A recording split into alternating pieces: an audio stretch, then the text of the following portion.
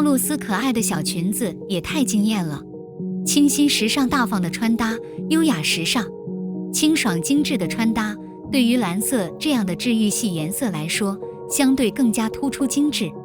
在日常服饰的搭配上，这样清爽的设计更容易展现出满满的时尚感。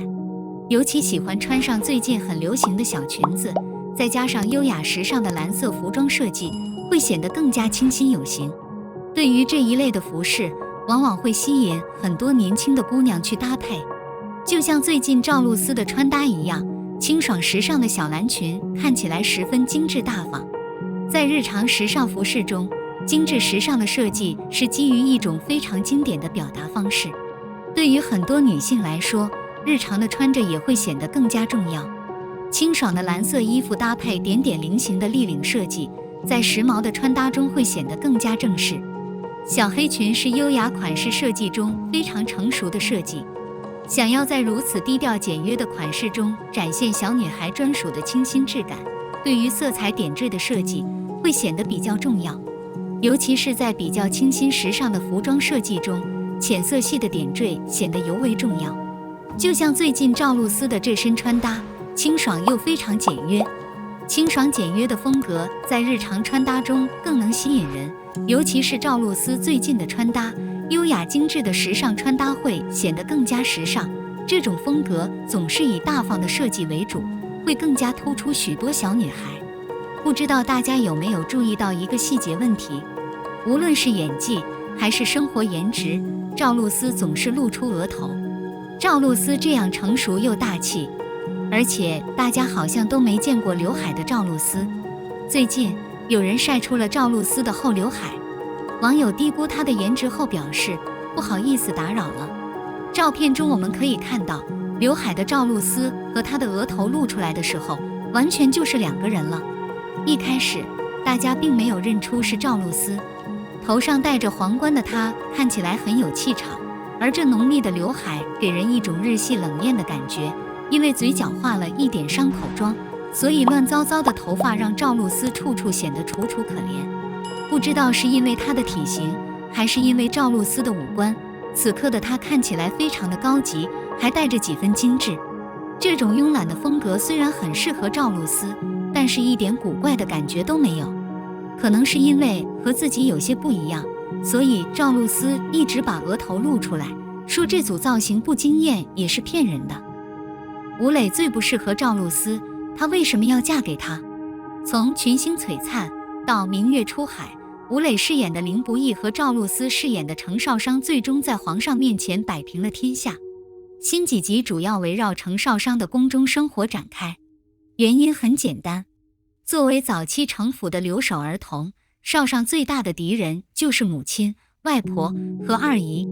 带他回婆家，父母从战场归来，少商在程府的处境只会越来越好，也就是乏味单调，没有戏份。而宫中莫名其妙的敌人层出不穷，比如霸道的五公主。只要少商的困境还在，我们就可以继续聊这对 CP。女孩的感情也发展到了一个新的阶段。当初楼瑶和袁山遇到凌不义的时候，三人之中最不是合成少商的就是凌不义，可是为什么最后少商会选择他呢？首先，凌不义的身份不适合他。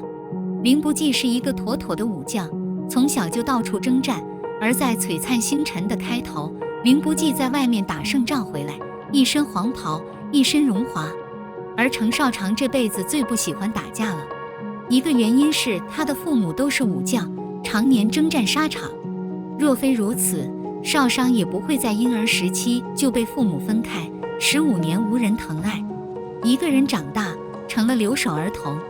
二是在战场上征战，随时都可能遇到危险，甚至死亡。生离别已是痛，离别更痛。谁都知道，心爱的人上了战场，就永远没有安稳的日子，还得日夜牵挂着他。程少商是在姑姑不爱他，二姑故意陷害他的情况下长大的，他自然而然地渴望一个温暖、坚实、安全的家庭，需要比喜欢更重要。她理想的丈夫是那种远离战场的人，公务员。从这点来说，楼瑶和袁山剑其实更适合程少商。其次，凌不义的家庭也不适合程少商。皇上感激或是为国守城而死，将凌不义抚养在宫中，给了他体面的身份和地位。但这个无家可归的孩子，从或是灭亡之日起，就注定要背负鲜血和深仇大恨。家人的家人都死了，其实心一刻也没有放松过。一个沉重的人拯救不了另一个童年沉重、缺乏爱的人，更不能给程少商他梦寐以求的安定生活，他却不顾一切地爱上了他。其实凌不义会喜欢程少商并不奇怪，因为他也是在很多苦涩中长大的，而他并没有被这些苦涩湮灭，而是活出了自己的坚韧与坚韧。程少商从来没有宠过他，他心思缜密，洞察力强，坚持做自己。他不同于武王妃和王妃那些霸道娇生惯养的少女，是凌不义失去了亲人，带着仇恨长大。赞赏。但是生活太沉重的人，如果不能放下心中的仇恨，就没有资格去爱别人。原著中正是这份仇恨，让凌不义灭了凌家，被流放。程少商的新婚之夜变成了血腥的婚礼，让他成为了全城的笑柄。楼瑶虽然是失去权势的楼家老二，但至少家世是稳固的。程少商顶多跟年轻时一样结婚，被豪门看不起，跟楼瑶夹着尾巴生活。相比之下，袁山剑的家境更加稳固。见袁山英俊潇洒，才华横溢，从小就是神童，满城少女追逐。以他的身份、颜值、才华，想要找一个女孩子，其实并不难。明明喜欢程少商，却每次见你就恨你的张剑罪。什么女人都喜欢被人说，无缘无故的嘲讽，连我们观众看剧都只想当女主，诚实的放在我们心中的心爱的人。发球吧，大头圆。关心乱似乎有自己的一套创作思路，那就是女主必须在至少3个男人之间相遇徘徊，一一试探，最终确定良缘。在《知否》中，明兰在8岁时认识了顾廷烨，他依旧是她的救命恩人，可她的初恋却是小公公白月光。他潇洒儒雅，温柔深情，但在感情中始终唯唯诺诺，不坚定。一个郡主让明兰看清了两人的去向。然后就是贺家少爷，是他奶奶家的好友。他不像小公公那么出众，自然不会突然被某个城主、郡主看上。他也为人温和，给明兰送家乡鲜鱼汤，亲手下药。明兰本来不是很喜欢他，但为了自己的前途，还是决定试一试。没想到来了一个邋遢大大咧咧的表妹，也正是这件事让明兰认清了贺家的与众不同，不是什么好地方。最重要的是，她和何鸿文也不是真心相爱。那么对于一个女人来说，她可以嫁给什么样的男人呢？首要任务当然是爱，毕竟不谈恋爱的后果很严重，从袁山剑身上就能看出来。袁山剑的父母在彼此没有感情的情况下结为夫妻，只是因为当时的境遇。袁山剑从小就执着于父母之间的感情，作为婚姻的牺牲品，从小就没有感受过父母的爱，即使相亲也没有人愿意为他做主。这也是他明明喜欢程少商，却总是对他毒舌的原因。想一想，一个在没有爱的环境中长大的孩子，怎么知道如何正确地向别人表达自己的情绪呢？说起来，程少商和袁山剑很像，只是少商的父母是相爱的，而他从小失散，又没有受过教育，所以不知道什么是爱。而他之所以愿意嫁给楼瑶，也是因为这个男人脾气好，好对付，他和他在一起很安全，他知道他伤不了他。楼瑶已经满足了他的家庭和工作，某种程度上需要亲情，不是爱。那为什么会爱上凌不一？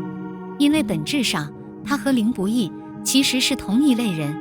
他从小无家可归，在沉重的压力下长大。程少商背负着自己的生存，林少信背负着霍家的血仇。因为程少商缺乏父母的教养，从小不懂爱，他只能根据自己的需要找对象，主要是为了满足他对稳定家庭的诉求。我很好，让我放心。楼瑶和袁山剑可以给出这2点，但如果缺乏内心的共鸣，那终究不是爱情。估计是因为凌不义的将军身份，程少商一开始是故意和他保持距离的。他从一开始就没想过这个男人会怎么样，只是缘分，他一次次的救了他再次，无论是生命还是尊严，无疑都让他感动不已。华县土匪作乱，他为救他身受重伤，山高路久久找不到大夫，他用一根少商弦帮他拔了剑，并告诉了他名字的由来。那一刻，他看到了程少商那如少商弦一般的坚韧。他原本是反对战争和武将的，但华县发生的事情让他明白，父母征战沙场不易，维持和平不易，但总要有人做出牺牲。人是活着的，有些事情想躲也躲不掉，不如坦然面对，也是从这里开始。他不再排斥林不义，他数次进宫，将他从五公主、王妃等人手中救出。他庆幸这是一个给了他尊严的男人。每次他出现，他都是最需要帮助的人。什么时候？